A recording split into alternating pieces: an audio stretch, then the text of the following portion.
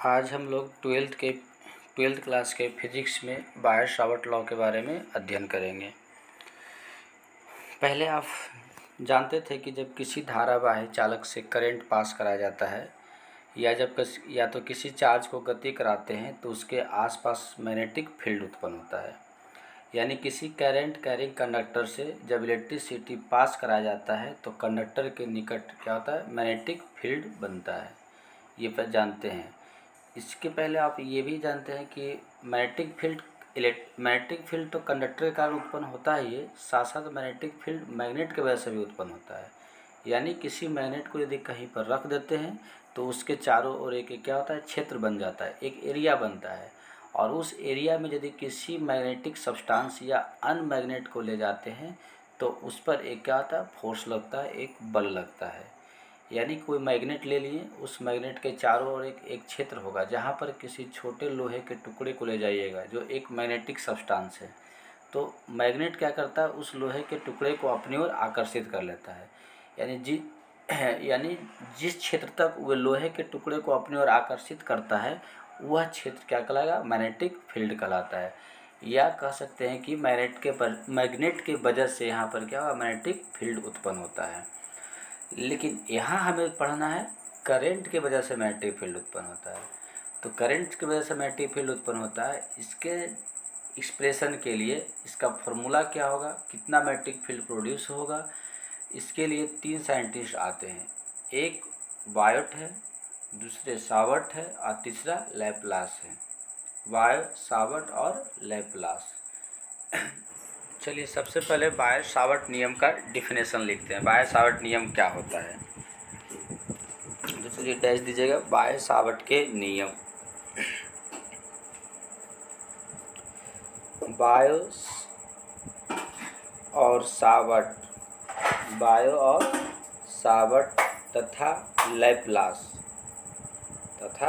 Laplace ने कौन कौन सा नाम आ गया, बायो और सावर्ट तथा लाप्लास, क्या हो गया, लाप्लास ने किसी धारावाही चालक यानी करेंट कैरिंग कंडक्टर, धारावाही चालक इंग्लिश में क्या हो जाए, करेंट कैरिंग कंडक्टर के कारण उत्पन्न चुंबकीय क्षेत्र यानी magnetic field, current carrying conductor के कारण उत्पन्न मैग्नेटिक फील्ड, चुंबकीय क्षेत्र, यानी किसी धारावाही के कारण उत्पन्न चुंबकीय क्षेत्र का एक गणितीय व्यंजक, क्या दिए, एक गणितीय व्यंजक, एक मैथमेटिकल एक्सप्रेशन दिए हैं।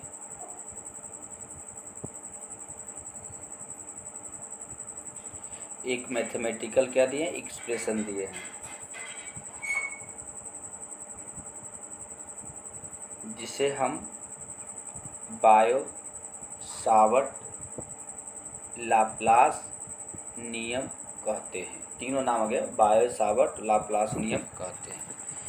यानी किसी करंट कैरिंग कंडक्टर से जब करंट पास कराया जाता है तो कंडक्टर के निकट कितना मैग्नेटिक फील्ड प्रोड्यूस होगा, इसका मैग्नीट्यूड निकालने के लिए, मैग्नेटिक फील्ड का मैग्नीट्यूड निकालने के लिए इन्होंने एक समीकरण दिया है, इन्होंने एक फार्मूला दिया है।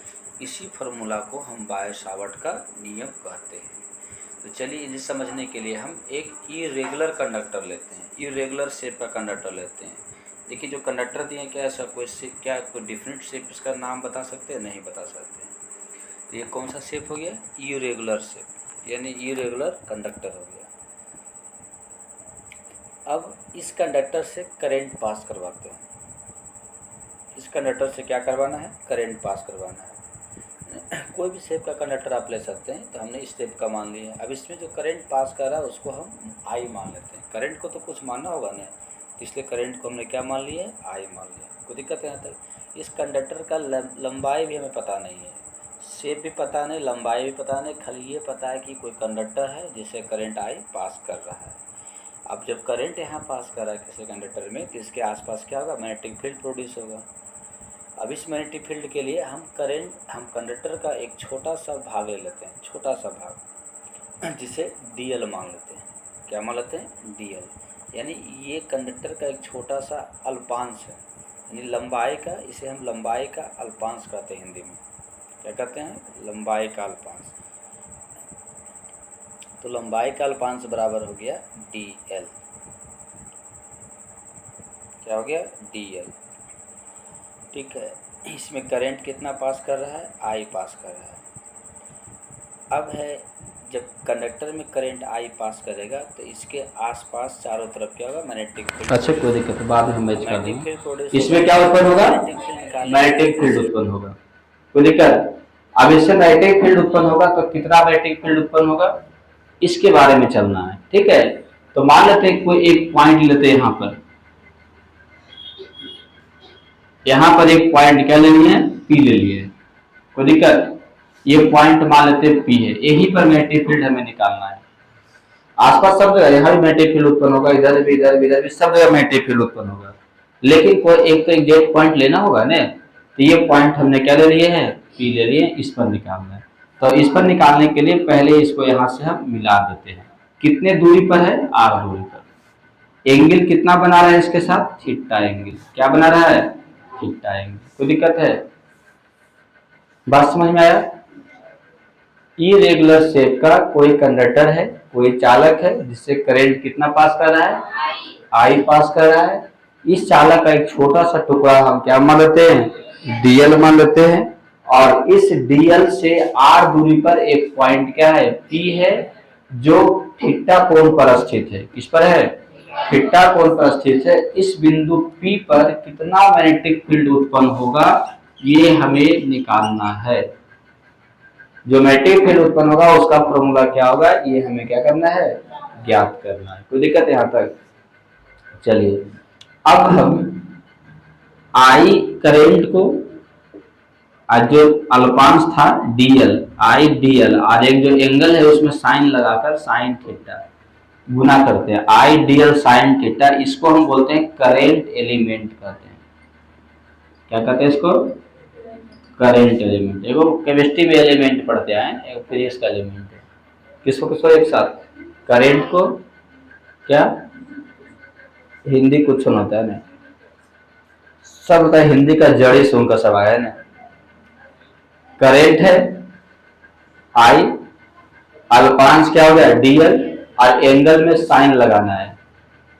तीनों को गुणा करने के बाद जो आएगा उसको हम क्या बोलते हैं? करेंट एलिमेंट कहते हैं। क्या कहते हैं? Current element. कोई दिक्कत है? चलिए ठीक है। अब इनके अनुसार, तीनों महाजन के अनुसार है ना, कौन कौन? बीरो, सावरकर, लाप्लास। तो हम लिख देते उनके अनुसार या इनके अनुसार। उनके अनुसार। कोई दिक्कत?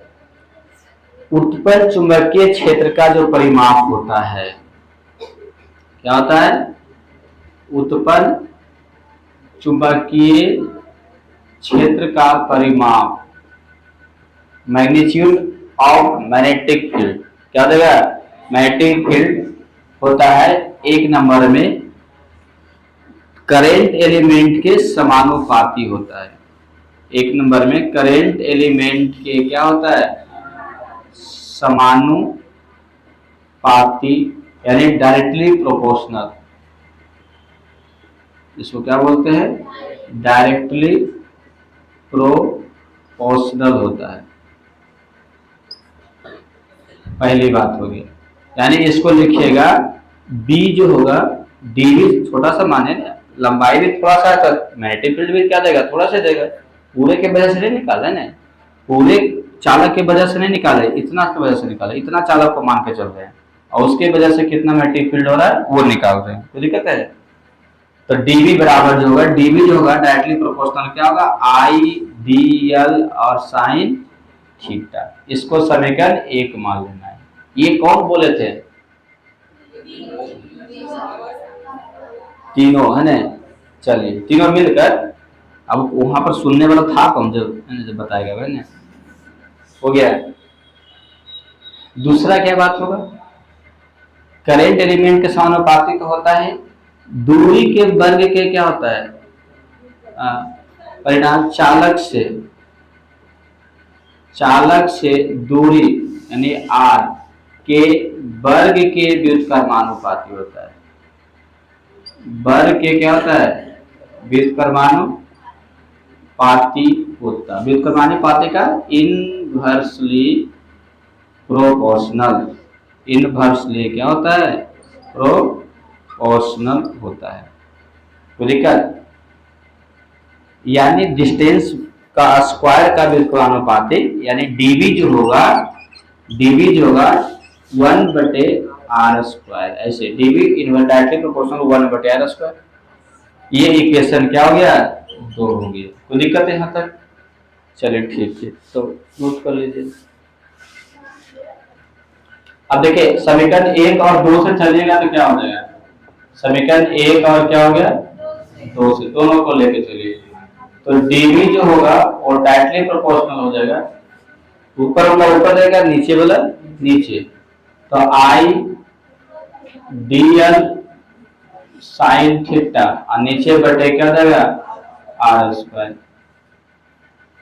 डीवी डायरेक्टली प्रोपोर्शनल आई डीएल साइन थीटा नीचे बटे क्या हो गया? r² हो जाएगा। कोई दिक्कत यहाँ तक? अब आगे देखिएगा, जब डायरेक्टली प्रोपोर्शनल को हटाते हैं तो इसके लिए वो कांस्टेंट टर्म डालना होता है के। हो गया आई डीएल साइन थीटा अपॉन क्या हो जाएगा? r²। यहाँ पर के कांस्टेंट है। के क्या है? कांस्टेंट है। और के का जो मान होता है क्या जानते हैं? म्यू नॉट अपॉन 4 पाई। के का मान क्या होता है? म्यू नॉट अपॉन 4 पाई।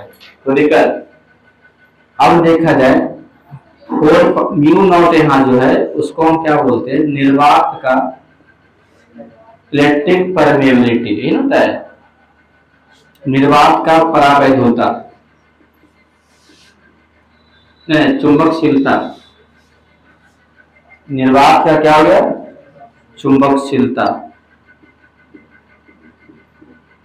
इसको बोलते हैं मैग्नेटिक परमिएबिलिटी।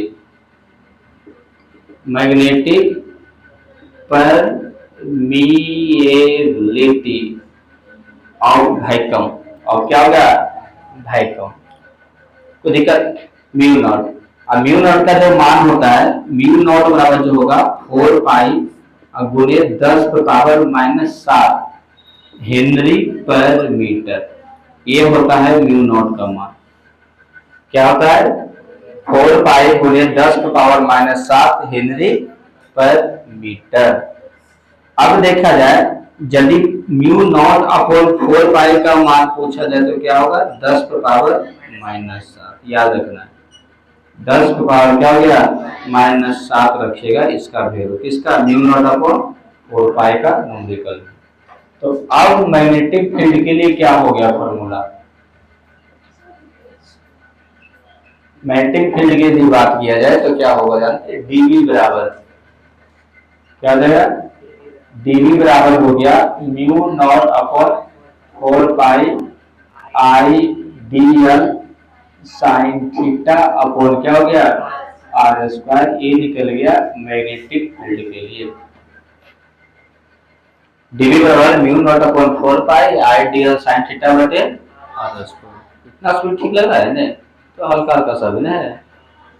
अब यहाँ पर देखिएगा अलग से पढ़े थे a क्रॉस b का मतलब क्या होता है? कोई वेक्टर a क्रॉस b है तो क्या होता है? A B sine theta. जानते हैं ना? ए बी क्या होता है? Sine theta. क्रॉस प्रोडक्ट में ऐसा पढ़े थे। यहाँ पर देखिएगा I D L sine theta है तो इसको क्या लिखिएगा? आई क्रॉस डी एल लिखाएगा। I D L sine theta को आई क्रॉस कर रखिएगा डी एल। तो एक फॉर्मूला और लिख दीजिएगा कि डीवी बराबर जो होता है म्यू नॉट अपॉन 4 पाई और आई क्रॉस क्या हो जाएगा? D L. दोनों पर वेक्टर ब्रैकेट 1 अब बटे क्या होता है? r²। एक फॉर्मूला ये भी हो जाएगा। तो दिक्कत क्या? आई इसमें आई तो हाँ आई वेक्टर में नहीं आता है। आई तो स्केलर होता है। सही बोले सही बोले। आई तो वेक्टर रहेगा नहीं। आई क्या होगा? स्केलर होगा। ठीक है, इसको ऐसे लिखिएगा। देखिए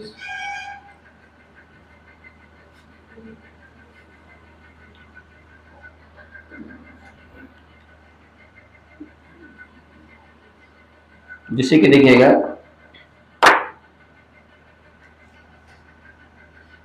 जो ये तो समझ में यहाँ तक आ रहा है, a cross b by ab sin theta होता है।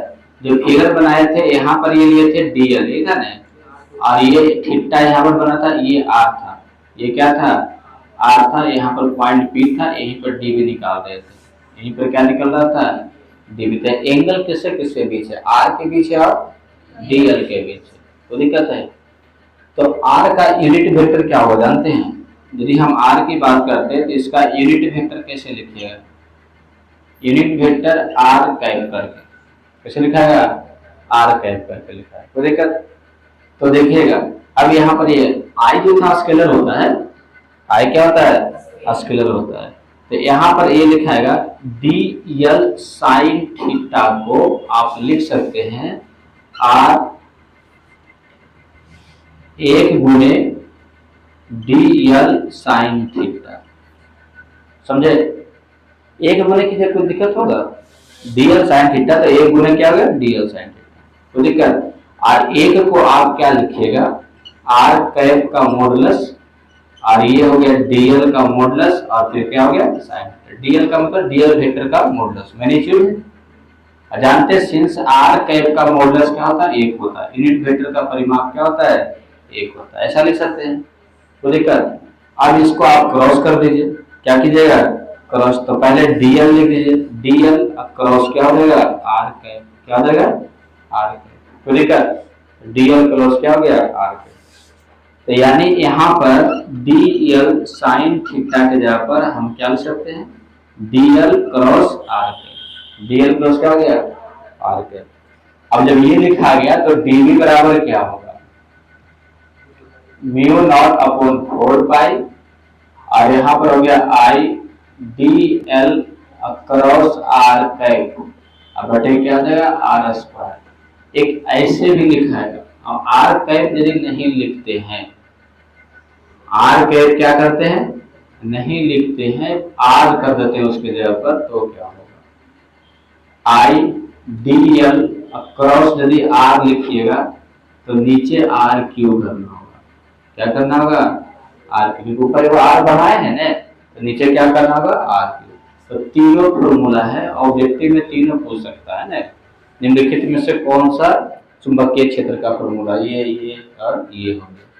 ये कैसे आया जो समझाए हैं, ये सब याद करने की जरूरत नहीं है, यहाँ से जो बताए हैं ये सब क्या है समझाएं किस तरह से आए। यदि आएगा परीक्षा में लिखने के लिए बायर सावर्ट का नियम क्या है लिखे, तो जितना बताएं वो लिखिएगा, इसको नहीं भी लिखे कोई दिक्कत नहीं, क्रॉस के रूप में कैसे लिखा जाता है ये समझा कर लिखे, कोई दिक्कत है यहाँ तक, ठीक है नोट कर लीजिए। आज का इतना है।